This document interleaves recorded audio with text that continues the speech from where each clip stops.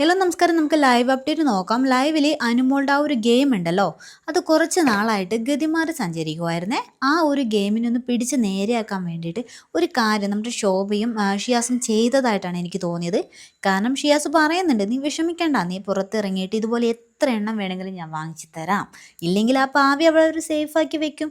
ഇതിനകത്ത് എന്തായാലും ആ പാവ വേണ്ട എന്ന് ഷിയാസ് പറയുന്നുണ്ട്. അതുപോലെ തന്നെ അനുമോള് നേരെ ഡ്രസ്സിങ് റൂമിലേക്ക് പോയിട്ട് അവിടെ കിടന്നൊക്കെ കരയുന്നുണ്ട്. ആ സമയം നമ്മുടെ ശോഭ ചെന്നിട്ട് പറയുന്നു, എന്തിനാ നീ ഇവിടെ വന്നത്? ഗെയിം കളിക്കാനല്ലേ വന്നത്? ജീവിതത്തിൽ ഇതുപോലെ പലതും നഷ്ടപ്പെടും, അപ്പോഴിതുപോലെയൊക്കെ കരഞ്ഞുകൊണ്ടിരിക്കാൻ പറ്റത്തില്ല. നമ്മൾ അതിനെ സ്ട്രോങ് ആയിട്ട് ഫേസ് ചെയ്യാൻ പഠിക്കണം. നിങ്ങളിവിടെ വന്നത് ഗെയിം കളിച്ച് വിൻ ചെയ്യാനാണ്, അല്ലാതെ പാവയും പിടിച്ചുകൊണ്ട് ഇവിടെ ഇരുന്നിട്ട് അതിൻ്റെ പേരിൽ വഴക്കിടാനൊന്നും അല്ല എന്നൊക്കെ പറഞ്ഞ് ശോഭ നന്നായിട്ട് അനുവിനെ മോട്ടിവേറ്റ് ചെയ്യുന്നുണ്ട്.